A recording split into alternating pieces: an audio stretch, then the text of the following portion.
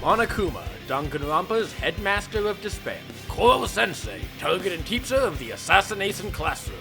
They say your time in school can determine your future, but in this case, it might determine the future of the whole world. He's Wiz and I'm Boomstick, and it's our job to analyze their weapons, armor, and skills to find out who would win a death battle. Junko Inashima was just a teenager, and already she was bored of it all. Everything was so predictable. That's because, in this world, certain gifted individuals known as ultimates wielded ultimate talents, special traits amplified to the highest degree. In Junko's case, her talent of ultimate analyst let her always predict everything and anything that would happen. While it would certainly come in handy, it drove her insane. Always able to anticipate every little thing. She fell into complete mind-numbing despair. And yet, she found solace in it. She could feel something. And, driven mad, she sought to drag the rest of the world into despair with her, using her analytical lens to pass herself off as the ultimate fashionista. Switching her epithet to the ultimate despair behind the scenes, Junko decided that she'd need a mascot. Enlisting the help of fellow psychopath Monica Toa, Junko would create the new face of despair, Monokuma, a sadistically gleeful little devil with a sick sense of humor and a penchant for tormenting and teasing. This cutesy-looking bear was in fact a mechanical menace that Junko could remotely pilot, and one of the deadliest forces on the planet. As if that wasn't bad enough, in addition to this primary Monokuma model, countless more Monokuma units were produced, giving Junko access to a veritable army. Though the headmaster Monokuma units remained heads and shoulders above the drones in terms of their capabilities. With them, Junko was able to bring the world to its knees in the biggest, most awful, most tragic event in human history. Or just the tragedy for short. As part of this collapse, Junko would abduct 15 fellow ultimates from the esteemed school of Hope's Peak Academy, hijacking the curriculum with her own fiendish plot. A killing game. With a Junko-controlled Monokuma acting as their headmaster, these students were forced into a life-or-death situation, one by one being coerced and succumbing to despair, and one by one they would begin to claim each other's lives. But, in the end, Hope would persevere, and the survivors of Hope's Peak would escape the killing game, killing Junko and stopping her for good by uncovering the secrets of Hope's Peak and learning the truth. Monokuma, on the other hand, yeah, he wasn't done though. Turns out, before she died, Junko uploaded a backup consciousness of herself into Monokuma. Effectively, she was now Monokuma, twisted glee and all. Monokuma would go on to battle the efforts of the World-Saving Future Foundation in a constant war of hope and despair. He'd set up more killing games as well, always seeking to teach a class of pure violence, ruling over his students with an iron fist as their self-proclaimed headmaster. Easy enough to claim the title when the actual headmaster of Hope's Peak was killed, by Monokuma of course, by being launched into space. While Monokuma's crazy strong on his own, he has a knack for advanced, personalized death traps, like the blast-off rocket, which sends its victim hurtling into the stars before crashing back down for a gruesome end. The execution's so nice, he's used it twice. His execution traps are incredibly varied, and always designed with a sick sense of irony for the victim, and he's able to whip one up at a moment's notice. They can pelt someone with hundreds of baseballs, smush them with a fire truck, simply summon spears from the ground, or even liquefy a victim into butter. How did he get them whipped up so quickly? Well, he's crazy fast, of course. He's able to move fast enough to appear in 2 places at once. His rocket could leave the atmosphere in a matter of seconds, and he was able to fight the world's best martial artist, Sakura Ogami, to a draw. Even lesser Monokuma units can keep up with people like Komaru Naegi, who's capable of dodging point-blank EM waves, and Headmaster Monokuma should be way above them. Speaking of those drones, in addition to the army he has on beck and call, Monokuma has plenty of backup bodies his AI could upload into should his host one be destroyed. But good luck even destroying one Headmaster unit. A different Monokuma model, the Big Bang Monokuma, was able to launch its head with enough force to part the clouds in the sky, a feat requiring 2.3 megatons of TNT worth of energy. That's basically like a hydrogen bomb going off. Not surprising when this titan can punch down skyscrapers. And, odd as it might sound, this Kaizu-sized mech is still weaker than a Headmaster unit. The Big Bang model was defeated by Toko, who's weaker than Sakura, and remember, Headmaster Monokuma could fight Sakura to a draw. And of course, thanks to Junko's AI, Monokuma has access to her ultimate analyst talent, and can perfectly read and predict any situation he may find himself in. So yeah, this bear is stupid strong, stupid fast, and has a whole army of himself. He's got claws capable of tearing through solid steel as well, and each unit is equipped with a potent self-destruct. His army is also as varied as his trap set. Rotund ball units, feral beast units, destructive bomber units, pyromaniacal destroyer units, defensive guard units, and of course the aforementioned Big Bang unit. Though it's not actually a robot and requires a pilot. In an alternate timeline, well, sorta, kinda, it's complicated, but it may actually be the same timeline, just roll with it. Anyways, in a sorta but not really alternate timeline, he has 5, children. The Monokubs, each of which pilots a powerful mech known as an Exasol, equipped with an arsenal of powerful weaponry. He also has access to the Despair video, a special video he can broadcast that brainwashes anyone who sees it into serving despair, though he still needs a screen to actually put it on.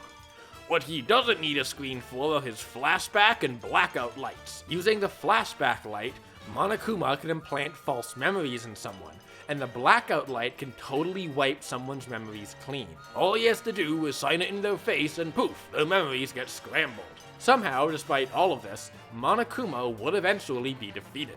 Her own disciples turning against her and breaking free of her mind control, Junko's old thralls would overthrow Monokuma and save the world, or at least what was left of it, and hope would persevere. Monokuma claims to be a teacher, so he should be proud. After all, every master wants their student to surpass them, and that's exactly what Monokuma got. The world was still in ruin, and despair still weighed heavy on everyone's shoulders, but the killing school life had come to an end, and the world could breathe a sigh of relief at the final defeat of Junko's last laugh, and a new light shone on the horizon. Hope. Or maybe just the LED of a dormant Monokuma unit ready to reawaken one day. Interesting. Things are getting very interesting indeed. Like I said at the beginning, I'm not a teddy bear. I am Monokuma. And I am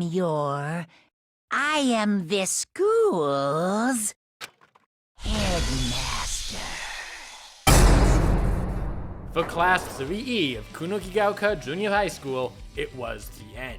That's what the E in 3E stands for. End.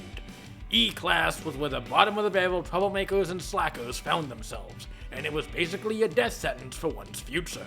But soon, a much more literal death sentence was hung over their heads. One day, out of nowhere, a massive explosion blew away most of the moon, blasting it into a permanent crescent, and it wouldn't be long until the cause of this revealed himself. This 3-meter-tall yellow octopus man somehow claimed to be human, and equally claimed to be responsible for the moon's destruction, threatening Earth with the same fate if they couldn't kill him within the year. Try as they might, the government couldn't lay a finger on him. He could dodge whole walls of gunfire, outrace supersonic fighter jets, and yank missiles right out of the sky. His top speed was recorded at reaching upwards of Mach 20. He's also insanely tough, being able to absolutely power through gunfire, explosions, impalement, the works. But this creature made a deal that no one was quite sure of the motive for. He would stay in one place and allow any attempts on his life, and in exchange, he would be granted permission to teach E-Class. The government warily accepted, with the students of E-Class being told that killing him would be encouraged, with a bounty on the line. The government even supplied the students with special anti-tentacle weaponry, and thus would begin the relationship of the Assassination classroom, a world where everyone had two roles, student and assassin, and teacher and target. Yeah, the students didn't have much luck. Try as they might, all their attempts came up short. No one could make a dent on him, though he seemed to encourage it. He was a shockingly good teacher, helping E-Class with both their education and their own personal goals, even giving them advice and pointers on how to kill him, though he still wasn't going to make that easy for them. It was these students that would give him his name, Koro-Sensei, meaning unkillable teacher. Unkillable is right. Not only is he crazy fast, but he can fly, regenerate limbs, camouflage himself, fire energy beams, shed his skin as a protective cover, administer electric shocks, and even turn his body into a liquid. And his hidden ace, his absolute defense form. By compressing his mass together, Koro-Sensei could become a nigh indestructible sphere, capable of holding up to even nuclear bombs.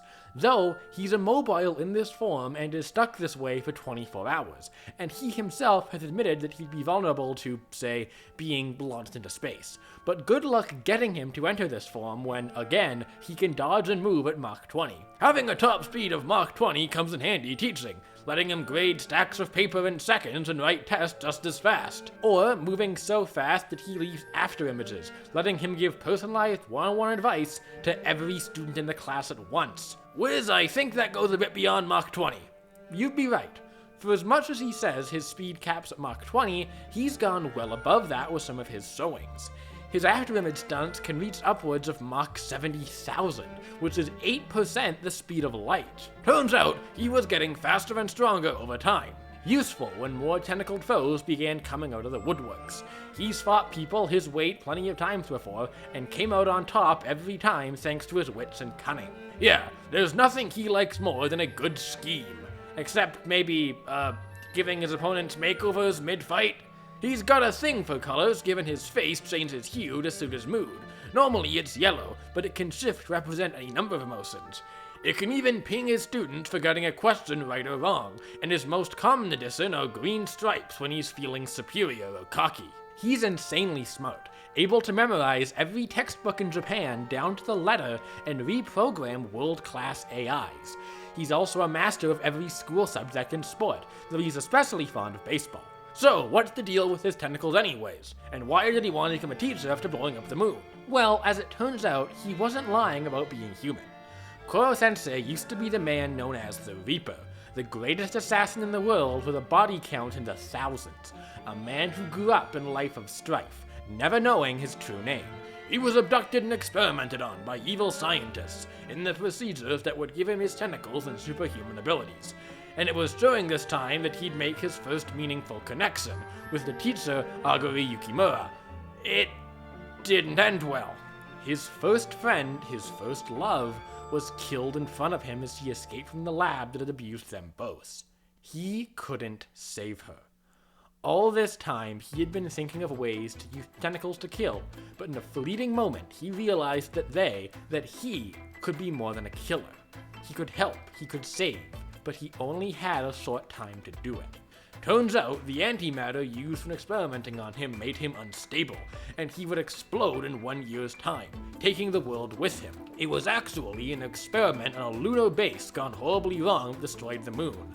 Not him. That part of his story was a lie. In her dying moments, Aguri had one wish, that Koro-Sensei help ensure her beloved students got to graduate, that they got the future she knew they deserved. And Koro-Sensei promised her just that. Which brings us back to the start of our story. The moon destroyed, and a strange being becoming teacher of E-class, and the target of the Assassination classroom. After all, Assassination was as good of a lens to learn as any that he knew of. It's all he had known in his life, but he was changing that. He bonded with his students and grew to know what it meant to be a teacher. He knew he would die, but before he went, he wanted to ensure a future for the children he'd grown to care for. But maybe all hope wasn't lost. Even with the bounty on his head, the student elected to try and save Koro-Sensei from his fate after learning of it. They'd grown to love him as much as he loved them. And they pulled it off. They got the likelihood of him exploding down to less than 1%, but the government and those evil scientists had other plans. Koro-Sensei was trapped in an energy dome by the government, and an orbital satellite was set to fire upon him with a beam designed to totally eradicate him. There was no escape, but that wouldn't stop his students from trying. Gathering for a final goodbye, a heartfelt farewell was had. Before they were attacked by the old head scientist responsible for this, and his newest creation, a Reaper 2.0 designed to surpass Koro-Sensei in every way. Despite all odds, Koro kept up. His speed and strength reached their peak, being able to throw dirt up fast enough to block light, and trade blows with the Reaper, who was able to destroy whole buildings with strikes packing the equivalent of 730 tons of TNT. Letting all his emotions pool, Koro-Sensei let loose an ultimate final energy beam, defeating his foes once and for all, before succumbing to exhaustion. His students gathered for a final heartfelt farewell, for real this time, and drove a knife into his heart, his weak point. Koro couldn't be prouder. Giving a last roll call of class, Koro died peacefully surrounded by the students he had raised. An honorable and noble death. Koro had weaknesses, but in the end, they didn't have to be exploited. He gets slower with every tentacle lost, water hinders him, and of course his weak spot of his heart. Though, in fairness, even then, he was able to survive tentacles impaling it for an extended period. But none of that mattered. Koro went willingly, with the same smile he always has. His students cried for him, the men they had been tasked to kill and save the world. So much had changed. But outlooks on life aren't stagnant. Things change. You might start to realize that some of the people you thought of as enemies were in your corner all along. Such is the case with Koro-Sensei, the unkillable teacher.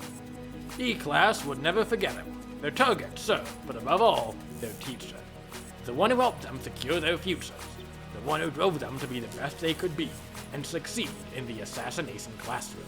And they graduated with flying colors. All things considered, I'd say it's been an exceptionally fun year.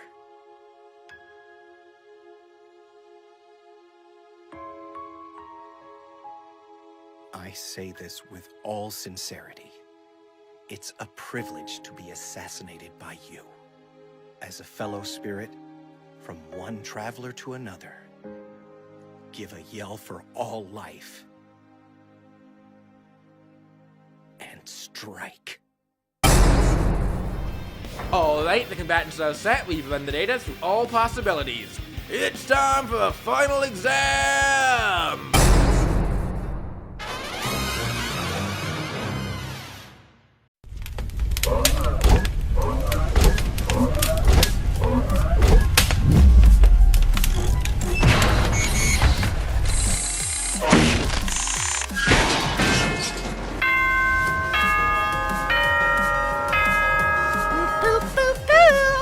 Run, run, run as fast as you can! You can't catch me, I'm the Monokuma man? I really should have thought this rhyme through better. Falling behind in our poetry, are we? You could stand to learn a thing or two from my students, you know. Oh-ho! Not to worry. I'm sure they can teach me after I'm done teaching them. You brought your class up well. They'll make a wonderful next generation of despair. Come now. This wouldn't be the first death trap I've saved them from. But it will be the last. Wait, no. Ah, forget it! Hi there! I'm Monokuma! I'm a smart two answer better than one. How about 200?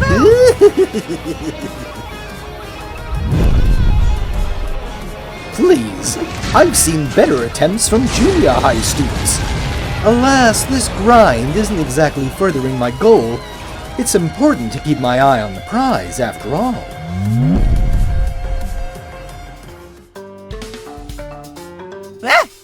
I think you need some one-on-one time. Come with me now. Now, you should know, just because some idiotic educators encourage their students to try to kill them, it is strictly against the rules to harm your headmaster! Ah, it's a good thing you're not my headmaster then. Behold! My awesome speed! I'm moving so fast that I'm in 2 places at once! Bet you can't do that, huh? Wonderful start. Now, let me show you an example you can strive towards. Hold me! I won't let go!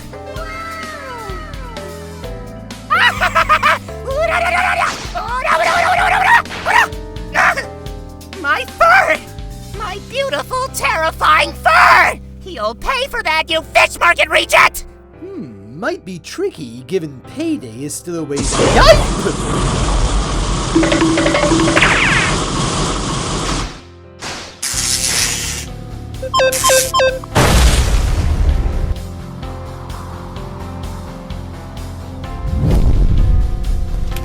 black's not quite my color. Not yet, anyways. You've got a bit of a fire hazard here, Headmaster. Oh ho ho! Yes, I agree. Hold on, I can call someone for this. Yoo-hoo! A little to the left and drop it!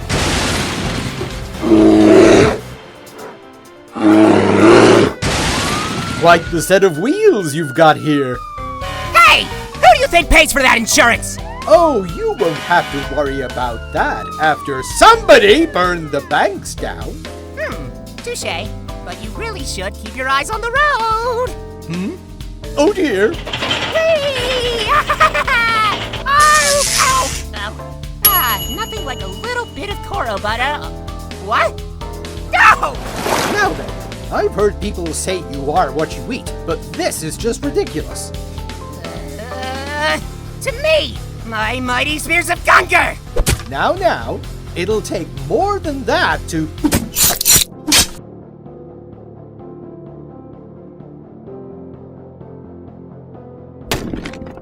You wanna play, Tentacles? Then game on. Batter up! I told my wife a woman! I have a wife. Oh yeah. And you're out! Looks like Monokuma's busting up again!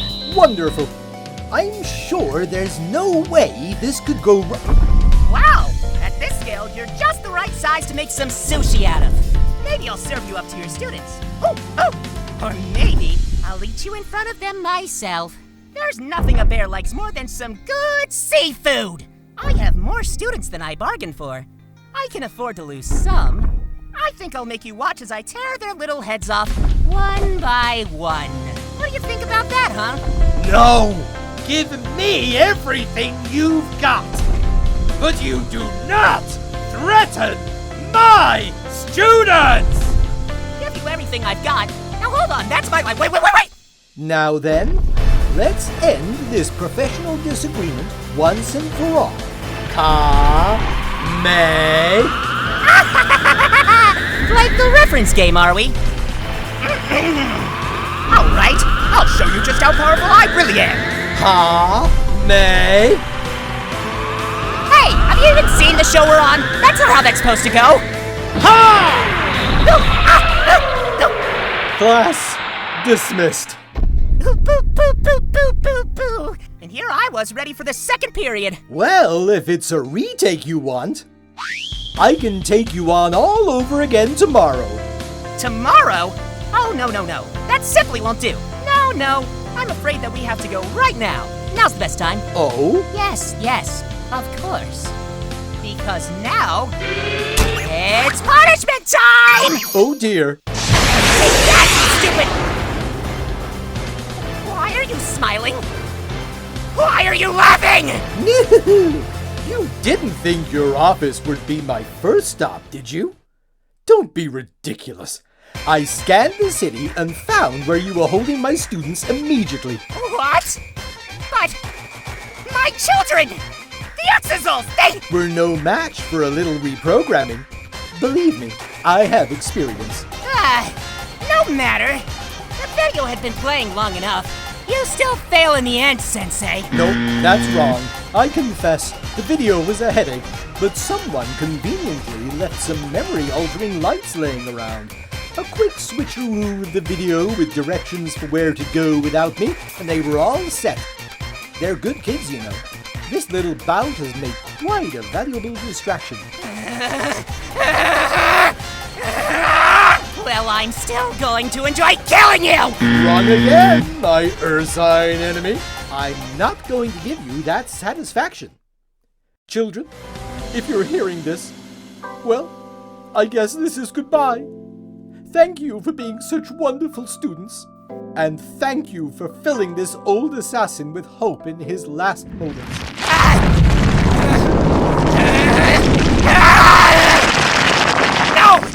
No! This isn't the end! You hear me? I'm not done! YOLO! I'll show this stupid class the meaning of despair if it's the last thing I... Oh, come on!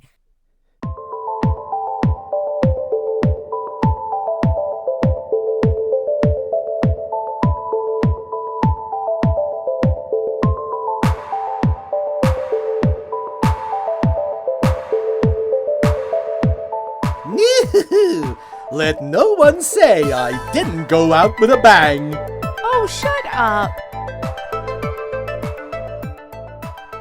Pencils down! Oh, come on! We just got that thing fixed after the frog girl! While Koro-Sensei may be an unstoppable force within the Assassination classroom, it surprisingly just wasn't enough to stand up to Monokuma. Since it's Koro-Sensei's focus, let's actually start with their speed. While one might assume Koro-Sensei is leagues faster than Monokuma, they're actually pretty comparable. Monokuma units dodging EM waves and Koro-Sensei blocking light are similar in speed, and if anything, Monokuma would actually have the edge. Koro-Sensei would still definitely be zipping around faster, but Monokuma is shown to be able to react fast enough to tag him. And the tag from Monokuma would seriously hurt.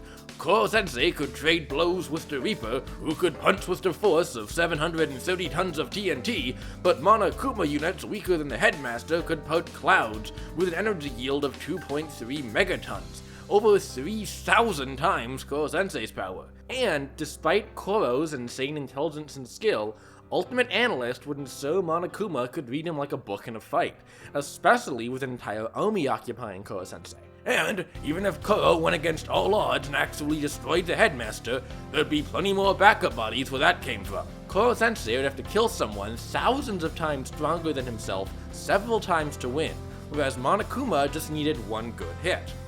And while Koro-Sensei could resist some of Monokuma's instant kill options, like being able to survive buterification by becoming a liquid, he didn't really have a defense against the memory-altering lights, and those never came into play. His skill at reprogramming robots is also largely a non-factor, given the comparable speed between the two. Absolute Defense Form might be able to let Koro survive and force a stalemate, if he hadn't gone and specified that being launched into space would kill him, something Monokuma is definitely capable of doing. He could also potentially destabilize himself in an antimatter explosion, but doing so in a way that would actually kill Monokuma would be incredibly out of character and still ends with everyone dead. At best, it's a draw. And since Monokuma is a robot, Koro-Sensei would eventually run out of stamina, something that's not an issue for a machine.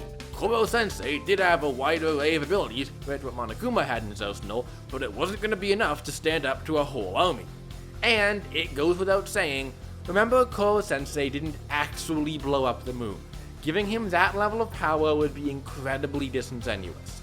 Yeah, as much as it pains me, while he may be really cool, he's not a god. If it helps, he definitely won the moral victory at least. Well, it's something. Koro-Sensei was one of the most skilled killers in the world, but Monokuma's strength and numbers were enough to leave him overwhelmed. I really hoped that Koro-Sensei would win, but even he had to succumb to despair. Looks like the Reaper reached the end of his class. The winner is Monokuma.